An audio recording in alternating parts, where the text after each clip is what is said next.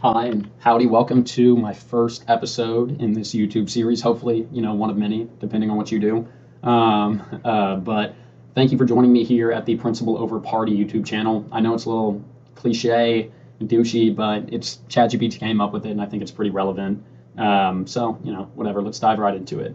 Thank you so much for joining me. I do have to preface this with saying that I am going to be reading over a script unless I get some monetary incentive to sharpen my knives. Or I get a little bit better at this over time, hopefully, again, depending on you.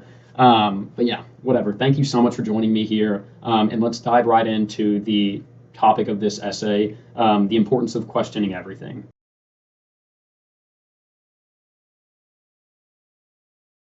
So, if history has taught us anything, it's this. Power lies and people believe it. From false wars to fake news, we've been deceived over and over. And unless we question everything, it's going to keep happening. From the Gulf of Tonkin, an attack that never happened, to weapons of mass destruction that never existed. From CIA mind control experiments to mass government surveillance exposed under Snowden. The official truth has been wrong again and again and again. And yet most people still swallow whatever comes from a podium or TV screen. I'm a 23-year-old dude from Texas, and I genuinely believe our survival as a free people depends on one thing: questioning everything. It's the thing to get the ball rolling. In this video, I'm going to show you exactly why, using the lies we've been told, the patterns they follow, and how you can see through them before it's too late. The record is abundantly clear. When power and truth collide, truth rarely wins. So, for as long as humans have had governments, those in power have used information as a weapon. From the first times humans settled down from a nomadic lifestyle and began to construct empires spanning the globe, the ruling class has manipulated and contorted the world around us. Each regime, despot, or influential figure has shaped the lens which we ordinary people see the world through, a lens that always seems to bend in their favor. Ancient rulers commissioned art, monuments, writings that framed them as gods. Empires manipulated religion to justify conquest. And in the modern era, radio, television, and now the internet have become the most powerful propaganda tools in history. In fact, they have done such a good job at maintaining and instilling this complacency into our livelihood that the vast majority of us blindly trust fill-in-the-blank authority as the end-all be-all, where questioning such authority would be comparable to being ostracized. This is not something that's intangible. I mean, look at Fuentes with Israel, look at Alex Jones, and the list goes on and on and on. This is something that is completely relevant to our life and that has happened countless times. And it's something that we as a culture need to be aware of. I mean, just think of the 2018 cancellation craze post Me Too movement. I mean, that was absolutely insane. And for the most of history, there was little the average person could do about it. I mean, think about it. If you were an illiterate person, you had slow communication via horse prior to the telegraph, and fear of social repercussions kept the majority of the masses complacent. Although this practice of deception through propaganda has worked incredibly well, there has been, in my opinion, a paradigm shift in the lens which we view and communicate through. With the advent of the internet, a tiny chink in the armor has appeared. Not huge, but big enough for people like you and me to look at this beast and say, hey, we can kill this thing.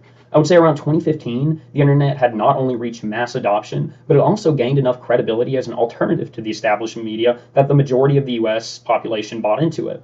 Independent creators, podcasters, and bloggers can now challenge narratives in real time, sometimes more effectively than billion-dollar networks. I mean, think of Alex Jones calling out 9/11 before it happened. This was and is revolutionary. For the first time in history, a random person with a phone could fact-check a government claim and reach millions. But revolutions do cut both ways. The same tools that spread truth faster than ever also allow lies to travel at the speed of light. And while the gatekeepers have changed, the game has not. The fight to control what people see, hear, and believe is still raging on.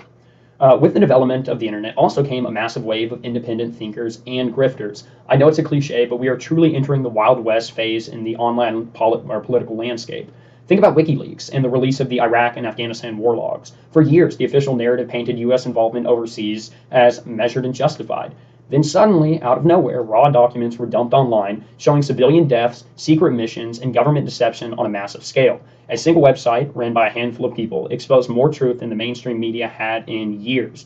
I mean, for another example, think about Obama with Syria. I mean, the guy won the freaking Nobel Peace Prize, and drones strike tens of thousands of people and destabilize one of the best countries in the region. I wonder why. I wonder who best benefited of that. We as a public now have access to tools that help us use and proliferate information and communication, creating the opportunity for anyone, like me, a random person, to question everything with a relatively easy level of discernment.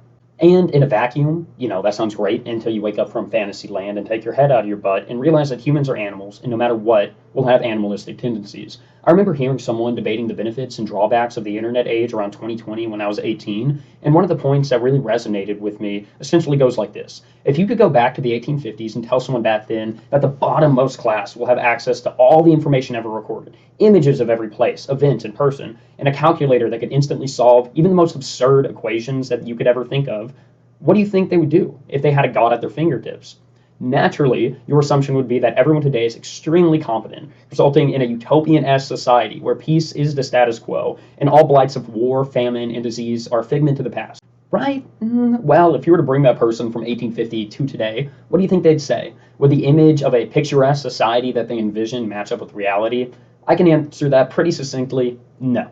I would argue that the average person today is far less acquainted with the educational values that have historically been heralded as virtuous by our ancestors, especially in Western civilization. The horrifying side of this comes from the growing power of government censorship, especially after the passage of the Patriot Act in 2001.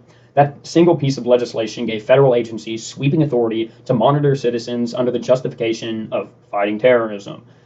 What was sold to the public as safety was, in reality, the biggest expansion of surveillance and power in modern history, at least in the West. I'm looking at you, CCP.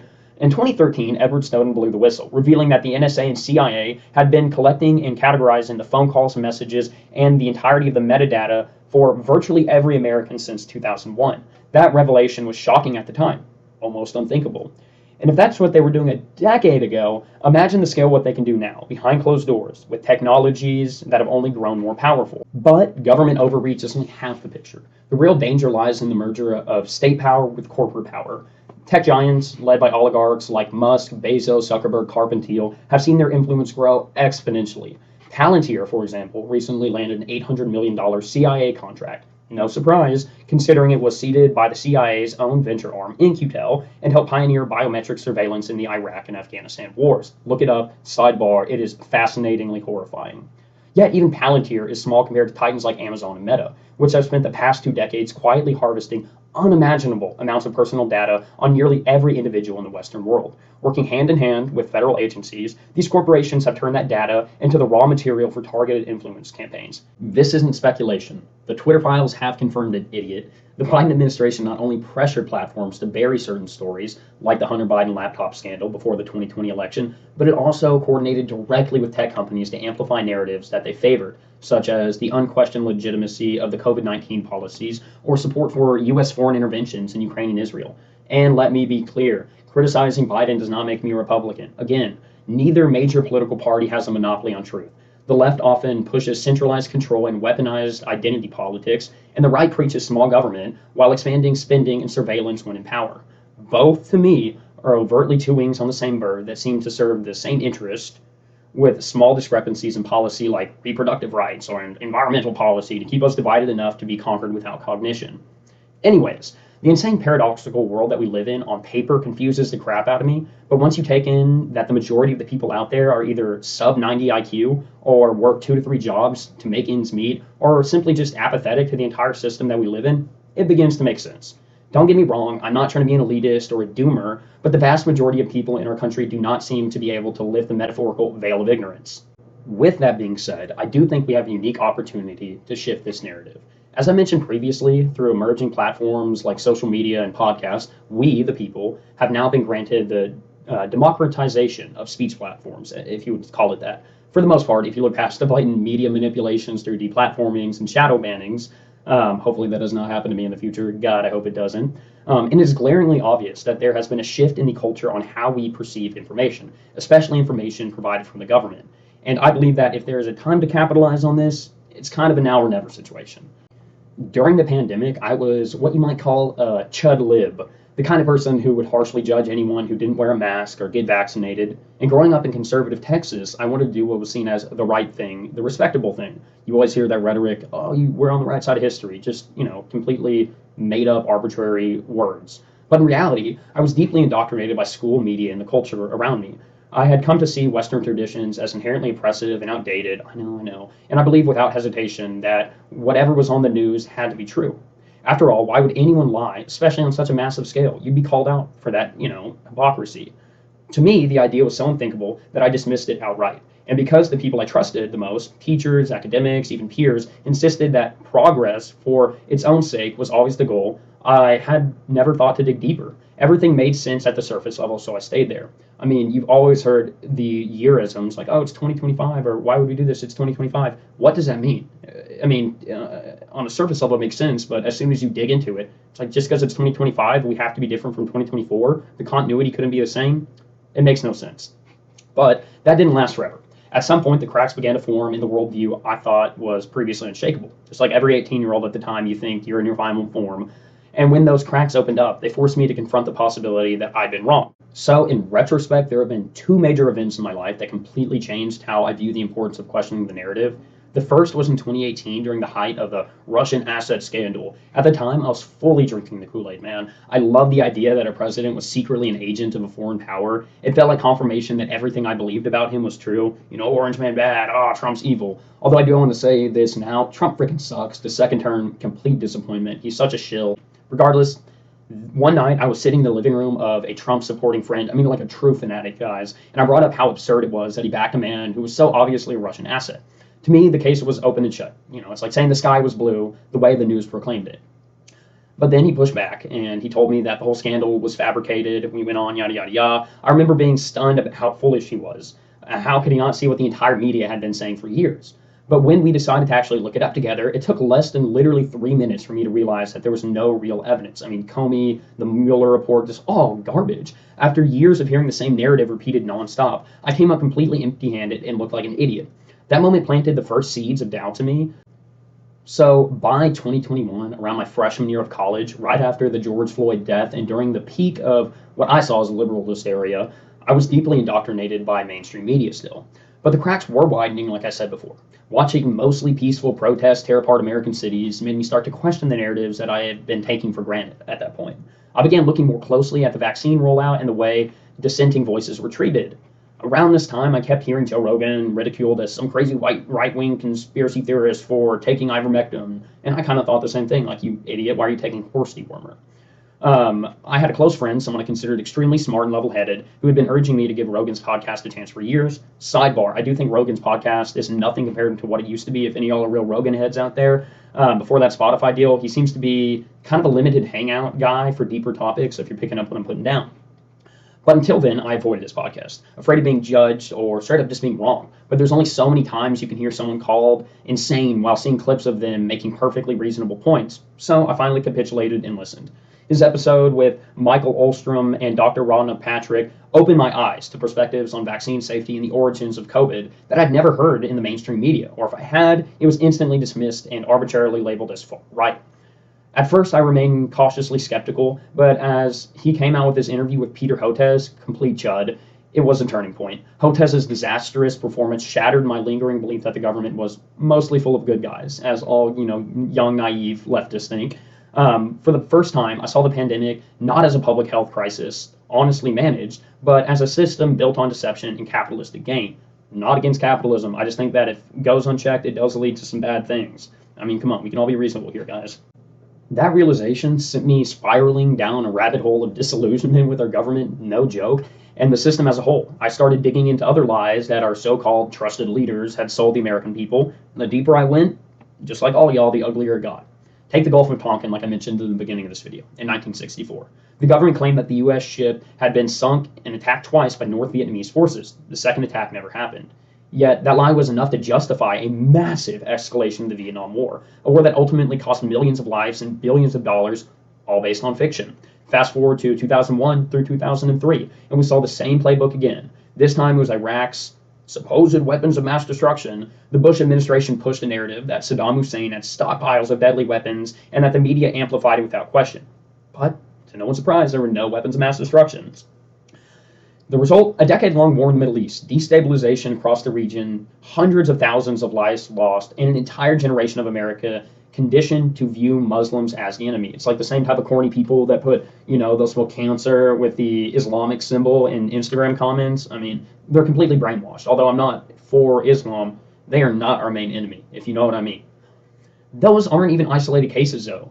They're part of a long pattern. I mean, look at MKUltra, the CIA's secret program from the 1950s through the 1970s. If you believe it stopped then. If.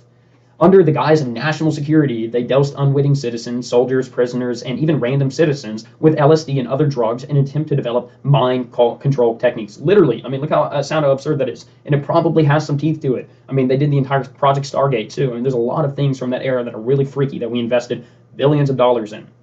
Entire lives were destroyed, and it wasn't until decades later that the program was officially exposed. This program is associated with so many crazy ties, guys, from Charles Manson all the way to the assassination of JFK.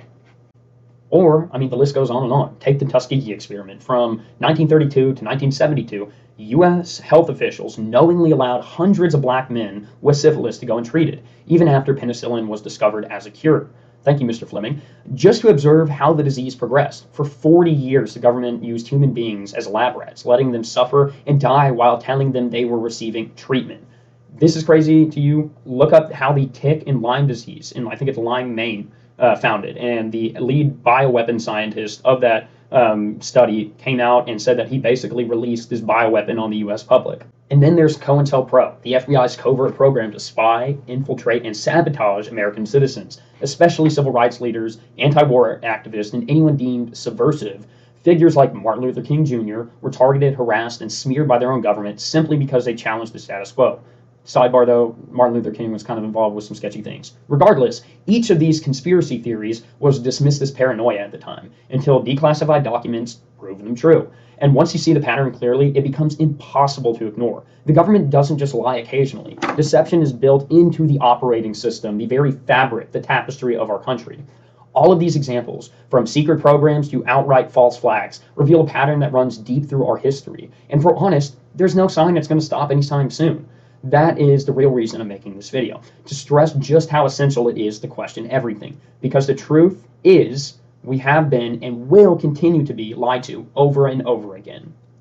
That means it's not just a personal choice. It is a civic responsibility that you have. Each of us has a duty to educate ourselves, to dig deeper than the headlines, to carve out a path of accountability for our generation and the ones that come after us. I get it if you are genuinely slow and have a sub 90 IQ. I'm no freaking genius. And if you're listening to this, you probably aren't, a super genius either. I'm just saying, I'm just some random dude. But you still are cognizant enough to realize and act upon these lies and educate yourself. It's our civic duty. I know it does sound like a cliche to call it boomers, but let's be real. They left us with a mess. Decades of reckless economic policy, blind loyalty to political parties, and a refusal to confront hard truths have pushed this country to the edge. Now that we stand at a crossroads, it's a do or die moment for America. And here's the key difference. For the first time in history, our generation has the tools to push back. We can access information instantly, challenge authority in real time, and hold power to account like never seen before. If we use those tools wisely, we have the ability to reshape the world, not with blind faith, but with truth, discernment, and accountability. The truth doesn't survive on its own. Every lie in history, every war built on deception, every freedom stripped in the name of safety lasted as long as good people stayed silent, and I mean that genuinely. You have more access to information than any generation before you. But information means nothing if you don't question it. So here's my challenge. This week, take one belief, for me it was like the Trump thing, that you've always accepted without thinking, even if it comes from your own side, Republican or Democrat, and investigate it yourself. You might be shocked at what you find. And if this video resonated with you, please hit the subscribe and join me every week as we cut through the noise and dig for the truth together. Because power never stops lying, and free people never stop asking questions. Question everything like your life depends on it, because it does. The truth can't defend itself. It needs people to fight for it. Thank you for this and staying here with me. This is my first YouTube video, as you can tell. It's definitely not very high quality, and I'm sure I'll figure it out along the way. I'm not really sure where this will end up, but I feel like I can't sit idly by and let the degradation of our nation happen in front of me. And I'm not saying I'm like some savior, but I think, again, like I mentioned, it's our civic duty as people to actually stand up and do something. So please let me know your thoughts and ideas in the comments. I would love to hear back from you, from the few of you actually who did end up seeing this video. I'm selfishly asking you to like and subscribe to this channel. My goal is to pursue this full time. I just graduated college, and if I can do this has always kind of been my calling. I would love to do politics, and if I can do this over some corporate job at a fraction of the price, I would love to do it. I'm open to whatever comments, critiques, and ideas y'all have. Please leave them down below, and God bless y'all until next week. I am planning on dropping a video once or twice a week if possible. It's up to you. Thank you so much, though.